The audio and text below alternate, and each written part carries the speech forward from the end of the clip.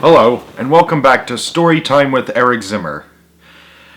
After doing all the Roald Dahl books and showing you one of my Christmas gifts, A Pocket of Colors, about Mary Blair, a famous Disney background artist, I now have a few more classics to read. Not by Roald Dahl, but by another famous children's author of the 20th century, E.B. White. Elwyn Brooks White, that was his full name. He's the author of Stuart Little, Charlotte's Web, and Trumpet of the Swan. And I'm going to read to you those classics next on my web series. And the first one we're going to be starting with is the 1945 classic Stuart Little by E.B. White and illustrated by Garth Williams. It's hard to believe this book is over 75 years old. Imagine that. But I feel honored to finally read it to you people, as you've all seen the movie. And it's a great movie, but the book is somewhat different from the movie. And we're about to see why. But it's a classic still. So you ready? Alright, let's begin. Stuart Little. Excuse me. Alright. Chapter 1. In the Drain. When Mrs. Frederick C. Little's second son arrived, everybody noticed that he was not much bigger than a mouse. The truth of the matter was, the baby looked very much like a mouse in every way. He was only about 2 inches high, and he had a mouse's sharp nose, a mouse's tail, a mouse's whiskers, and the pleasant, shy manner of a mouse. Before he was many days old, he was not only looking like a mouse, but acting like one too, wearing a gray hat and carrying a small cane.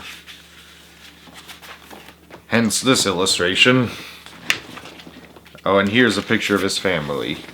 His parents and his brother George, who in the movie are played by Gina Davis, Hugh Laurie, and Jonathan Lipnicki, and Michael J. Fox as Stuart.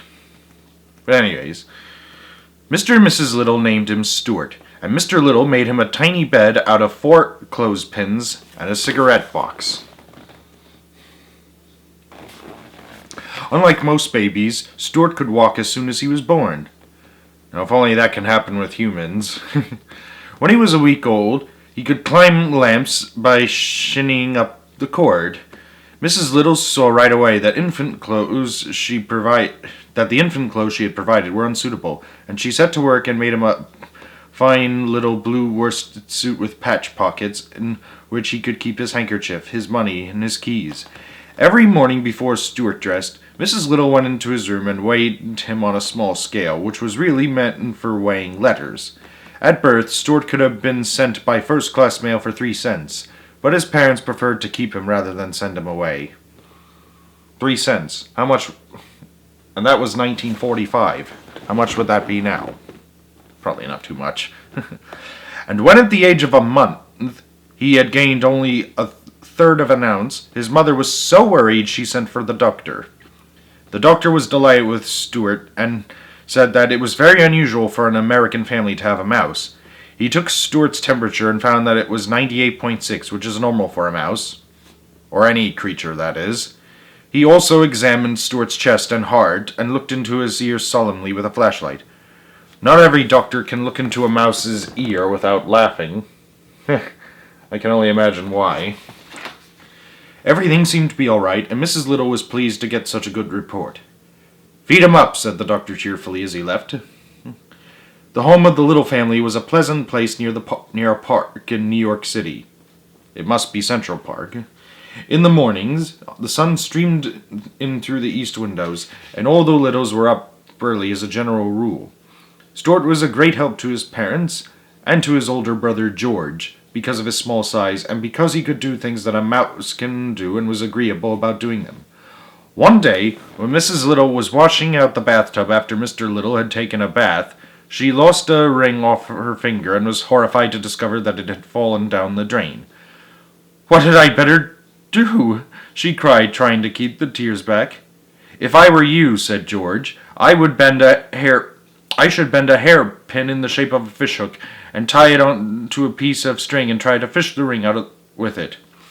So Mrs. Little found a piece of string and a hairpin, and for about a half hour she fished for the ring. But it was dark down the drain, and the hook always seemed to catch on something before she could get it down to where the ring was. "What luck?" inquired Mr. Little, coming into the bathroom. "No luck at all," said Mrs. Little. "The ring is so far down I can't fish it up." "Why don't we send Stuart down after it?" suggested Mr. Little. "How about it, Stuart? Would you like to try?" "Yes, I would," Stuart replied. "But I think I'd better get into my old pants. I imagine it's wet down there."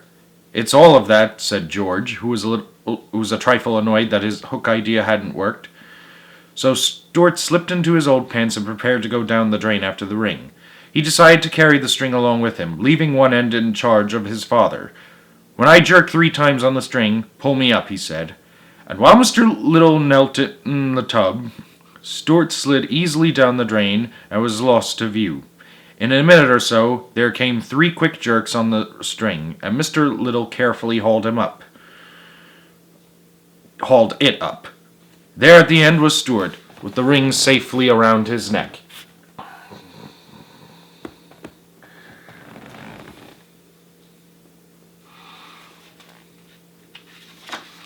"Oh, my brave little son," said Mrs. Little proudly as she kissed Stuart and thanked him. "How was it down there?" asked Mr. Little, who was always curious to know about places he had never been to. "It was all right," said Stuart. But the truth was the drain had made him very slimy, and it was necessary for him to take a bath and sprinkle himself with a bit of his mother's violet water before he felt himself again. Everybody in the family thought he had been awfully good about the whole thing. Imagine how I would feel if... Oh, never mind. Chapter 2. Home Problems. Stuart was also helpful when it came to ping pong. The Littles liked ping pong, but the balls had a way of rolling under chairs, sofas, and radiators, and this meant that the players were forever stooping down and reaching under things. Stuart soon learned to chase balls, and it was a great sight to see him come out from under a hot radiator pushing a ping pong ball with all his might, the perspiration rolling down his cheeks. The ball, of course, was almost as high as he was, and he had to throw his whole weight against it in order to keep it rolling. See him sweating? The Littles had a grand piano in their living room, which was all right except that one of the keys was a sticky key that didn't work properly. Mrs. Little said she thought it must be the damp weather, but I don't see how it could be the damp weather, for the key had been sticking for about 4 years, during which time there had been many bright, clear days. But anyways, the key stuck, and was a great inconvenience to anyone trying to play the piano. It bothered George particularly when he was playing the scarf dance, which was rather lively. It was George who had the idea of stationing Stuart inside the piano to push the key up the second it was played. This was no easy job for Stuart, as he had to crouch down between the Feldhelmers so that he wouldn't get hit on the head. But Stuart liked it just the same. Looks pretty dangerous to me. It was exciting. Inside the piano, dodging about, and the noise was quite terrific. Sometimes after a long session he would emerge quite deaf, as though he had just stepped out of an airplane after a long journey, and it would be some little time before he really felt normal again. Mr. and Mrs. Little often discussed Stuart quietly between themselves when he wasn't around, for they had never quite recovered from the shock and surprise of having a mouse in the family. He was so very tiny, as he presented so many problems to his parents. Mr. Little said that, for one thing, there must be no references to mice in their conversation. He made Mrs. Little tear from the nursery songbook the page about the 3 blind mice, see how they run. "I don't want Stuart to get a lot of notions in his head," said Mr. Little. "I should feel badly to have my son grow up fearing that a farmer's wife was going to cut off his tail with a carving knife. It is such things that make children dream bad dreams when they go to bed at night." Yeah, and that is a pretty dark nursery song, too. Yes, replied Mrs. Little, and I think we had better start thinking about the poem "'Twas the Night Before Christmas." "'Twas the night before Christmas, when all through the house not a creature was stirring, not even a mouse." I think it might embarrass Stuart to hear mice mentioned in such a belittling manner. That's right, said Mr. Little, but what shall we say when we come to that line in the poem? We'll have to say something. We can't just say, "'Twas the night before Christmas, when all through the house not a creature was stirring." That doesn't sound complete. It needs a word to rhyme with house. What about louse? Asked Mrs. Little. Or grouse, said Mr. Little. I suggest souse, remarked George, who had been listening to the conversation from across the room. It was decided that louse was the best substitute for mouse, and so when Christmas came around, Mrs. Little carefully rubbed out the word mouse from the poem and wrote in the word louse, and Stuart always thought that the poem went this way. "'Twas the night before Christmas, when all through the house not a creature was stirring, not even a louse." The thing that worried Mr. Little most was the mouse hole in the pantry. This hole had been made by some mice in the days before the Littles came to live in the house, and nothing had been done about stopping it up. Mr. Little was not at all sure that he understood Stuart's real feeling about a mouse hole. He didn't know where the hole led to, and it made him uneasy to think that Stuart might someday feel the desire to venture into it. "After all, he does look a good deal like a mouse," said Mr. Little to his wife, "and I've never seen a mouse yet that didn't like to go into a hole."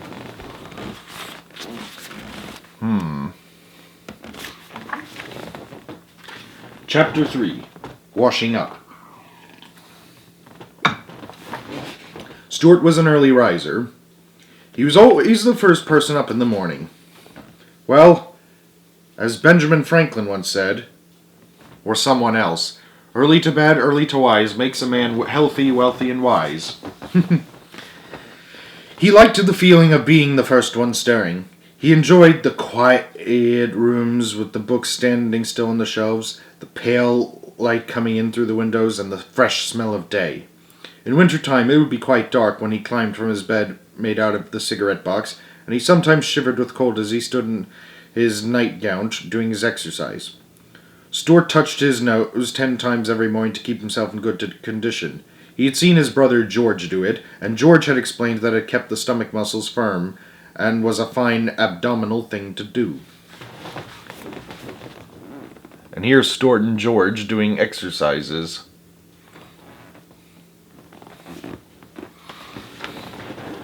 After exercising, Stuart would slip on his handsome wool wrapper, tie the cord tightly around his waist, and start for the bathroom, creeping silently through the long dark hall past his mother's and father's room, past the hall closet where the carpet sweeper was kept, past George's room, and along by the head of the stairs till he got to the bathroom. Of course, the bathroom would be dark too, but Stuart's father had thoughtfully tied a long string to the pull chain of the light. The string reached clear to the floor. By grasping it as high up as he could and throwing his whole weight on it, Stuart was able to turn on the light. Swinging on the string this way, with his long bathrobe trailing around his ankles, he looked like a little old friar pulling the bell rope in an abbey. He actually does, now that I think about it. To get to the wash basin, Stuart had to climb a tiny rope ladder which his father fixed for him. George had promised to build Stuart a small special wash basin only 1 inch high and with a little rubber tube through which water would flow, but George was always saying that he was going to build something and then forgetting about it. Stuart just went ahead and climbed the rope ladder to the family wash basin every morning to wash his face and hands and brush his teeth. Mrs. Little had provided him with a doll's-size toothbrush, a doll's-size cake of soap, a doll-size washcloth, and a doll's comb, which he used for combing his whiskers. He carried these things in his bathrobe pocket, and when he reached the top of the ladder he took them out, laid them neatly in a row, and set about the task of turning the water on. For such a small fellow, turning the water on was quite a problem. He had discussed it with his father one day, after making several unsuccessful attempts.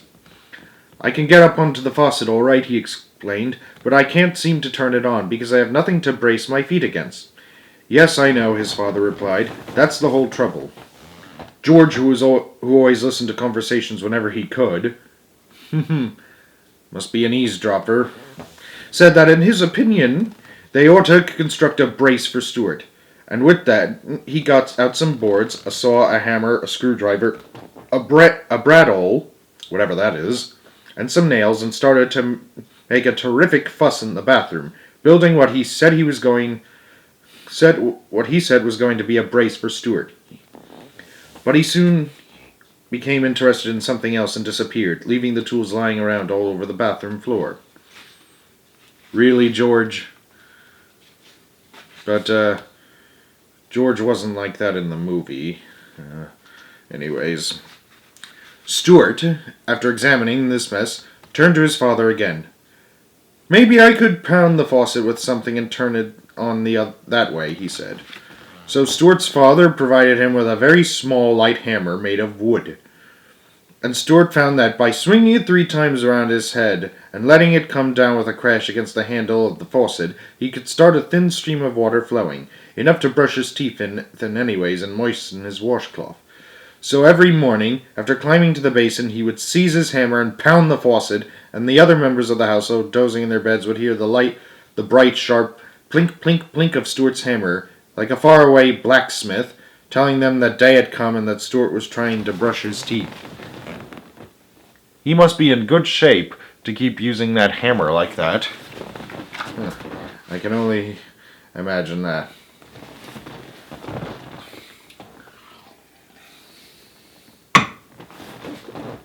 Chapter 4. Exercise. One fine morning in the month of May, when Stuart was 3 years old, he arose early, as was his custom, and washed and dressed himself, took his hand cane, and went downstairs into the living room to see what was going on. Nobody was around but Snowbell, the white cat belonging to Mrs. Little.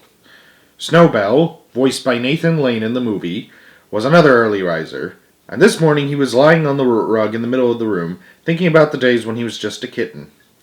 "Good morning," said Stuart. "Hello," replied Snowbell sharply. "You're up early, aren't you?" Stuart looked at his watch. "Yes," he said. "It's only 5 minutes past 6. That is early. But I felt good and thought I'd come down and get a little exercise." "I should think you'd get all the exercise you want up there in the bathroom, banging around, waking all the rest of us up trying to get that water started so you can brush your teeth. Your teeth aren't really big enough to brush anyways. Want to see a good set? Look at mine." Snowbell opened his mouth and showed 2 rows of gleaming white teeth, sharp as needles.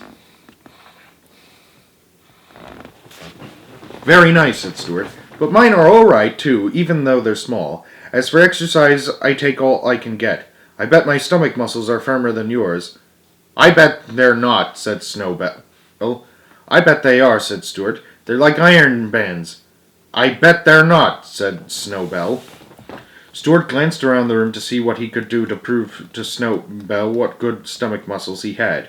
He spied the drawn window shade on the east window with its shade cord and ring like a trapeze, and it gave him an idea. Climbing to the window sill, he took off his hat and laid down his cane. "You can't do this," he said to the cat, and he ran and jumped onto the ring the way acrobats do in a circus, meaning to pull himself up. A surprising thing happened. Stuart had taken such a hard jump that it started the shade. With a loud snap, the shade flew up clear to the top of the window, dragging the Stuart along with it and rolling him up inside so that he couldn't budge. "Uh-oh. That's not good." "Holy mackerel," said Snowbell, who was almost as surprised as Stuart Little. "I guess that will teach him to show off his muscles." "Help! Get me out!" cried Stuart, who was frightened and bruised inside the rolled-up shade, and who could hardly breathe. But his voice was so weak that nobody heard. Snowbell just chuckled. Really, Snowbell? He was not fond of Stuart, and it didn't bother him at all that Stuart was all wrapped up in a window shade, crying and hurt and unable to get out. Instead of running upstairs and telling Mr. and Mrs. Little about the accident, Snowball did a very curious thing. He glanced around to see if anybody was looking, then he leapt softly to the window sill, picked up Stuart's hat and cane in his mouth, carried them to the pantry, and laid them down at the entrance to the mouse hole. When Mrs. Little came down later and found them there, she gave a shrill scream which brought everybody on the run. "It's happened!" she cried. "What has?" asked her husband. "Stuart's gone down the mouse hole." To be continued.